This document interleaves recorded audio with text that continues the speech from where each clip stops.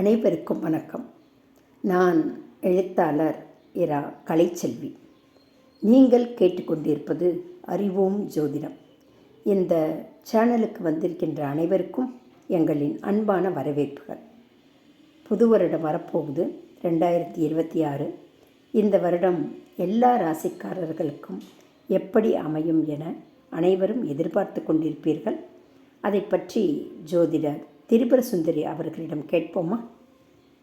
வணக்கம். நான் மயிலாடுதுறையிலிருந்து திரிபுர சுந்தரி. சாமன் சாசா அஸ்ட்ரோ சேனலில் நமது நிகழ்ச்சிகளை பார்த்து வரும் அனைவருக்கும் வணக்கம், வாழ்த்துக்கள். வணக்கம்மா. இந்த வருஷம், அதாவது 2026, நம் தமிழ்நாட்டு மக்களுக்கு எப்படி அமையப்போகிறது, அப்புறம் பொதுவாக எல்லா ராசிக்காரர்களுக்கும் இந்த வருடம் எப்படி இருக்கும், எந்த ராசிக்கு அதிர்ஷ்டம் அடிக்கப் போகுது, எந்த ராசிக்காரர்கள் கவனமாக இருக்கணும், அதை பற்றி சுருக்கமாக சொல்லுங்களேன். கலைத்துறையில் சிறந்து விளங்கும் அதீத ரசனை உள்ள ரிஷபராசி நேயர்களே, இந்த 2026 ஆங்கில புத்தாண்டு எப்படி இருக்கும் அப்படின்னா, இதுவரை ராசிக்கு 2இல் அமர்ந்த குரு தொழில் ஸ்தானம் என்னும் 10ஆம் இடத்தில் அமர்ந்த ராகுவை தனது 9ஆம் பார்வையால் பார்த்து பலப்படுத்துகிறார். அப்படின்னா ரிஷப ராசிக்கு தொழில் சிறக்கும் அப்படின்னு அர்த்தம்.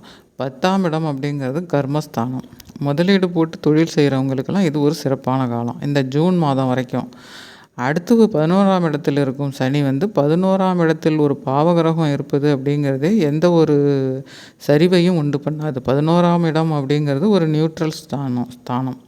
அதாவது 2ஆம் இடத்துல குரு இருப்பதால் தனம், வாக்கு, குடும்பம் இதெல்லாம் மேம்படும். எந்த அளவுக்கு மேம்படும் அப்படின்னா, உங்கள் சுயஜாதகத்தில் லக்னத்துக்கு 2ஆம் இடம் எப்படி இருக்குது அப்படிங்கிறத பொறுத்து தான் உங்களுடைய தொழில், உங்களுடைய வாக்கு, குடும்பம், தனம் இதெல்லாம் மேம்படும். அடுத்து ஜூன் 2 முயற்சி ஸ்தானம் அப்படின்னு சொல்கிற 3ஆவது இடத்திற்கு குரு நகர்வது, 11ஆம் இடத்தில் நிற்கும் சனியை பார்ப்பது, இதெல்லாம் ஒரு நல்லது. தொட்டது துலங்கும், வெற்றி, முன்னேற்றம், லாபம் இதெல்லாம் கிடைக்கும். குரு பார்க்கும் காலங்களில் உங்கள் ஜாதகத்தில் ராகு தசை, சனி தசை, புத்தி அந்தரம் இதெல்லாம் நடந்ததுன்னா இன்னும் கூடுதல் சிறப்பு.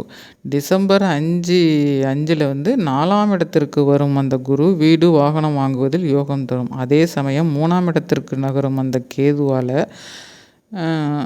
9ஆம் பாவகம் பாதிக்கப்படுகிறது. அதே நேரத்தில் கேது 4ஆம் இடத்திலிருந்து ராசிக்கு 3ஆம் இடத்திற்கு நகருது. ராகு 10ஆம் இடத்திலிருந்து ராசிக்கு 9ஆம் இடத்துக்கு நகருது. அப்போ 9ஆம் இடம் அப்படிங்கிறது தந்தையை குறிக்கக்கூடியது, பூர்வீகத்தை குறிக்கக்கூடியது, உங்களது பாக்கியங்களை குறிக்கக்கூடியது. அப்போது ராகு அந்த இடத்துல இருக்குது அப்படிங்கிறப்ப அதுக்கு எந்த ஒரு சுபகிரகத்தோட தொடர்பு இல்லை அப்படின்னா 9ஆம் பாவகம் நலிவுற்றது, பாவப்படுகிறது அப்படின்னு அர்த்தம். பாவப்படுகிறதுனா என்னென்னா, தந்தையால் சில தொல்லைகள் வரும், பூர்வீகத்தில் சில பிரச்சனைகள் வரும், இப்படி சின்ன சின்ன நிகழ்வுகள் நடந்துகிட்ருக்கும். அதுவும் உங்கள் சுய ஜாதகத்தை பொறுத்து தான்.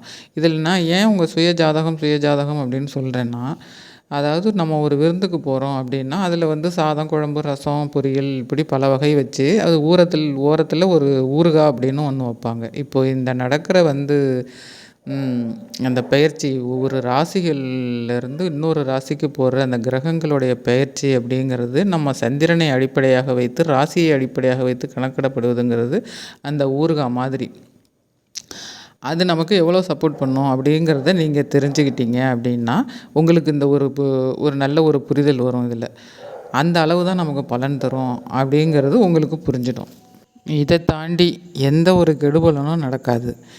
நீங்கள் அப்படி ஒன்று நடந்தது அப்படின்னா, இல்லை நீங்கள் வருஷ பலனை மாற்றி சொல்லிட்டீங்க, எனக்கு இப்படி நடந்தது அப்படின்னு நீங்கள் என்கிட்ட கேட்கலாம்.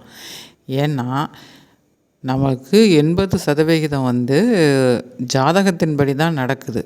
அந்த ஜாதகத்தின்படி ஒரு நல்லதோ கெட்டதோ நடக்கும்போது அதுக்கு சப்போர்ட் பண்ணுதா அப்படிங்கிறது தான் இந்த கோச்சாரம். அதனால் இதை அதிக அளவான ஒரு ரிஸ்க் எடுத்து நீங்கள் பார்க்காம, நான் சொன்ன அந்த சாப்பாட்டுக்கு ஊறுகாய் மாதிரி பார்த்துக்கிட்டிங்கன்னா உங்களுக்கு பலன் எளிதில் புரியும்.